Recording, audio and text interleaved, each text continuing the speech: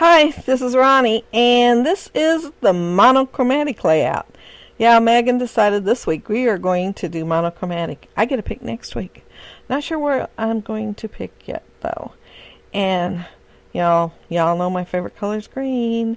So it seems like I have more green than anything else in my stash, and I have quite a bit of teal colored green. Teal, different shades of teal, from a very light to a very dark.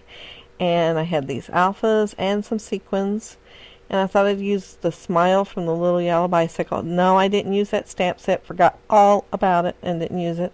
But I did use a few of these embossing folders.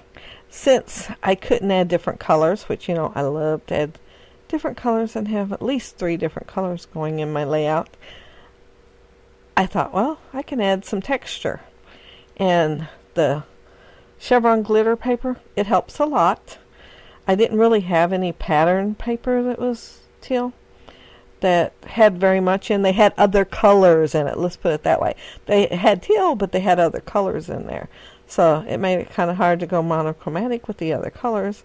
So I thought the way to do that would be embossing. And then I was so excited that I had that chevron and could go ahead and do my layout with the chevron. It has a very light teal and then a darker teal, and then the other one has an even darker teal. So it's like 3 shades of teal in those chevrons. And that one there's a shimmer paper, and it embossed much better than I thought it would. I was afraid, since it was so thin, because it was very thin, that it wouldn't emboss very well, but it did really good. And here I'm cutting. This is a Doodlebug design chevron, and it's a pretty heavy cardstock. And I cut it on the back because it seems like my blade lasts longer if I cut on the back. It cuts through the cardstock, and it's not cutting through the actual glitter as much. When I cut on the front, my blades seem to go dull really fast. I'd do a couple pieces of paper and they'd be dull. So I thought, I'm going to try the back, and it seems to work a lot better. And here I'm deciding how to lay them. I thought about spacing them out, and then I thought about layering them and putting them at angles and not laying them straight, and that's what I ended up doing. And I took them over to the embossing folders and embossed a few. I cut them like 6.5 inches, I believe.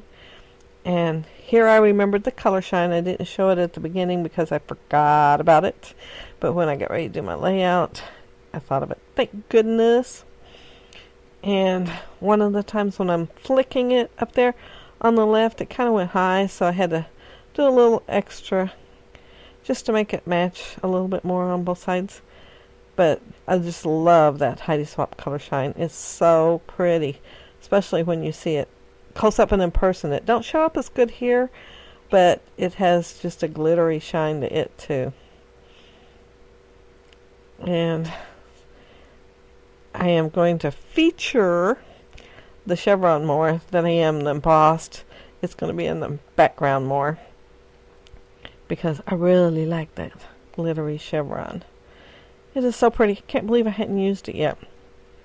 But I'm pretty glad I didn't, because it really came in handy today. I'm so used to using, 2, 3 colors and more in the layout, and all my pattern paper, like I said. Well, I don't know if I said it in this voiceover or not. This is my second voiceover. I guess I forgot to hit start recording the first one. When I hit stop, then it was recording. And I was all the way at the end by then. But, yeah, I thought I'd feature the chevron more. It is such a pretty cardstock. And I had a piece left over because I did a strip of 12 by 12 of the chevron on both, and so when I cut them in half, I had a piece left over. Maybe I did them at 6 inches since I cut them in half. I was thinking I did them 6.5. It's either 6 or 6.5. I knew the picture was 4 inches wide, so I wanted to make sure that it was longer. I had a little bit of trouble with that one on the right because it wasn't sticking very well, so I had to throw a little more adhesive on there so it'd stick to the cardstock. And my plan here was to do a couple of punches before I actually adhered this down. And that's why I decided to go ahead and cut this at 4.5 by 6.5. And see, I forgot to flip it over there. But I remembered when I done the other side. But I had it planned to do a couple of punches since you can't see it under the picture anyway, but I forgot. So I missed out on that. And see my picture, it's underneath that right there. And so I had to hunt for it for a second. That's where I'm at. I'm thinking, where did my picture go? And it was stuck to the back of the leftover cardstock. It seems like I lose stuff a lot when I'm scrapbooking. I pay attention to what I'm doing, but not where I'm putting things. I think that's what it is. Well, I don't know. Sometimes I'm not even paying attention to what I'm doing. Got that just a little long, and guess what? I'm going to get the other one just a little long too.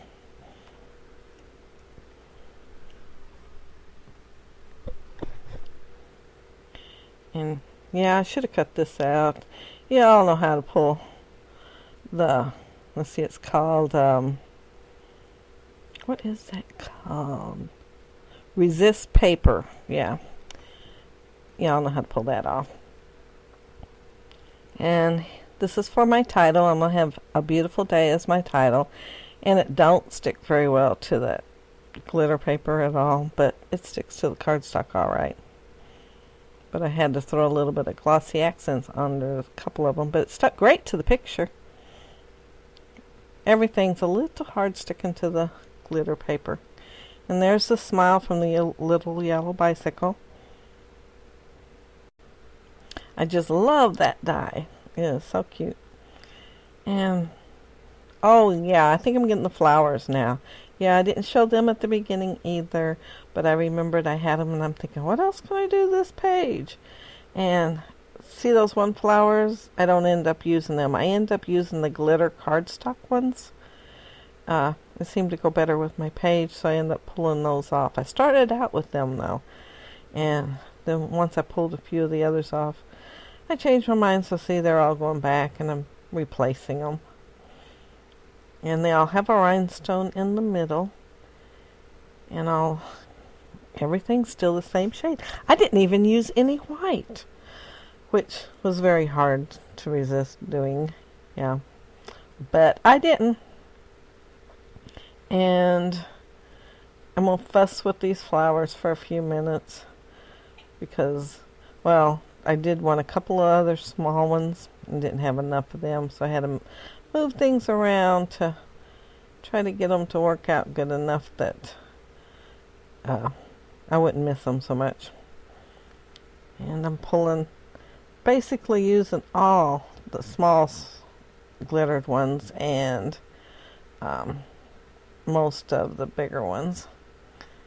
And I just use glossy accents to put them down too. Glossy accent sticks so well. And I use it on the smile also. And I did save one of the little flowers to go there to dot my eye on the smile. Because I thought that would be cute. And then I'm going to use the rhinestones. I only have 2 sizes. I would have loved to have 3. But I had 2, so I just kind of sprinkle them. Well, maybe not sprinkle, because I do decide where I need them all. And I fuss with them for a little while. Yeah, it takes me a while to figure it out. And I put them all down with glossy accents too. I seen Nicole McCourt. She says that she uses a little tiny glue dot. And I do have some little tiny glue dots, but they're like on individual little squares. And so you got to pull the plastic off the top, and then it's on the bottom, and it's a whole lot easier to use the glossy accents. Although I do like the dots, I just don't want to use them for something that's got a lot like this.